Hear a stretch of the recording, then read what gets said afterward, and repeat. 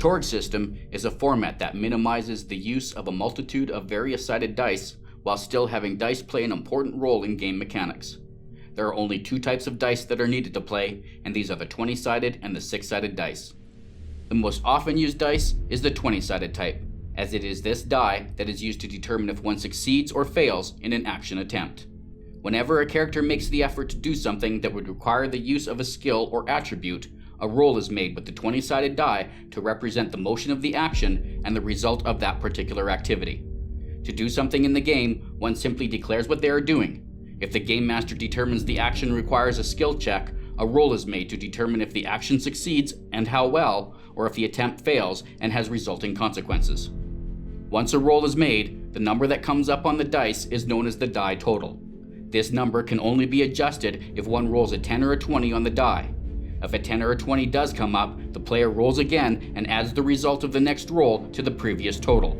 Re-rolls of 10s and 20s can result in waves or streaks that tend to produce large totals that can have magnificent results. As long as the player does not roll a 1 on their first roll, they have the option of spending a possibility to increase their total. Possibilities spent in this manner mean the original die total is kept and the second roll is added to the first total. If the result of the second roll is less than 10, the player automatically gets a 10 added to their die total, while any result above 10 gets that number added to the first roll. Additional rolls on 10s and 20s still apply when spending a possibility, but only one possibility may be spent per action to enhance a die total. There are certain conditions though, such as cards, that allow further rolls that mimic possibility expenditures. A result of 1 on the first roll always ends in a mishap that causes disastrous ramifications, and no possibilities may be spent for additional rolls to modify this result. More than just a simple failure, a mishap means that not only does a character not get the outcome they desired, but bad things happen and malfunctions occur. Guns jam, items break, you trip and fall, or the wrong password is entered that sets off the alarms. Repairing, dislodging, replacing, or rectifying the impairment takes an action to circumvent the problem. No skill test is necessary for the fix, but the character must spend a turn correcting the ailment. Certain actions and items can also increase a malfunction condition, such as experimental and unreliable weapons or rate of fire from semi and fully automatic weapons. When using firearms that can spray a short burst, the mishap range becomes a 1 to 2, while long burst barrages can increase the mishap range from 1 to 3. When a malfunction range is extended, a character mishaps the same as if a player had rolled a 1 on a roll of 2 up to 4, but can use cards and possibilities on a roll of 2 to 4 to modify their total as long as the result is not a 1. When a mishap on a 2 to 4 occurs, the action still triggers a malfunction, but not until the action is completed and the results are determined. A rapid-fire weapon that malfunctioned still has a chance of successfully damaging an opponent if totals are high enough. Even more disastrous is the risk of disconnection that can occur whenever a mishap results. If one is using a tool or ability that is a contradiction to either the individual or the realm they are in, but not both, then the mishap on a roll of 1 also means disconnection. This is known as a one-case contradiction. In a mixed zone, the action must exceed the axioms of both realities for a contradiction to occur. If a Storm Knight attempts to reconnect and a further mishap results, the character is at risk of transformation. Storm Knights who dare create or cause multiple contradictions at once run the risk of becoming a 4-case contradiction. Whenever using a tool or ability that contradicts both the character and the realm they are in, they increase the risk of a mishap result occurring on a roll of 1 to 4. When this rule is enforced, a character mishaps and disconnects the same as if they had rolled a 1 on a roll of 1 to 4, but can use cards and possibilities on a roll of 2 to 4 to modify their roll as long as the first result is not a 1. Whenever one is causing a contradiction on an action, they are either a 1-case or a 4-case contradiction, and the mishap condition should be applied accordingly. The more one is attempting to alter reality, the more it will push back to correct the anomaly. Some circumstances allow for a reroll condition, such as favored skills, that negate the initial die total.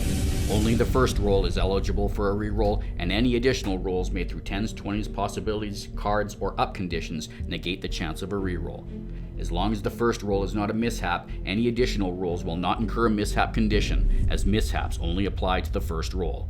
Therefore, if a character rolled a 5 on their first roll and used their favored advantage resulting in a die total of 1 on their second roll, that player would apply the negative bonus modifier to the action total but do not mishap. As long as there is no mishap on the first roll, the risk of a mishap on rerolls is eliminated. A second chance card is the only circumstance that ignores a mishap condition on the first roll, though this is not considered a re-roll and one can still mishap on the replacement roll.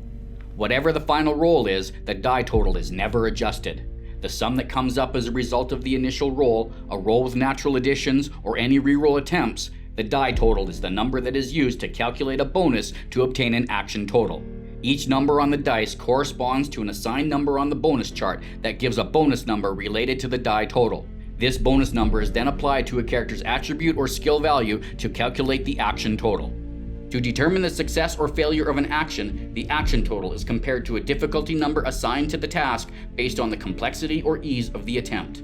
The standard difficulty for any action total is 10, and if a player's result is equal to or greater than the difficulty, the action was successful. If the action total is less than the difficulty number, the attempt fails. A failure means that the attempt is unsuccessful, and further attempts may have conditions applied, such as increased difficulty or a wait period. Difficulty numbers tend to fluctuate through a variety of methods. The most common deviations from the standard 10 are when difficulty numbers are applied against a target's attribute or skill value, or when it is assigned in advance. Action attempts that require a skill value action total against an opponent require a check against that adversary's applicable skill value or associated attribute. Abilities such as magic, miracles, and psionics often have a difficulty integrated with the power's potency and are assigned in advance in the relative description. Situations and circumstances also dramatically add or negate values to the difficulty number. These calculations are known as difficulty modifiers. Basic modifiers are added for complexity of an action or reduced due to the ease of it. Further modifiers can also be applied to these totals and are discussed in further detail in the available source material. If and when an action total is successful, it is then determined how successful that action is by comparing the successes to the success levels chart. 0 to 4 points above the target difficulty number is considered a standard success that obtains the desired result.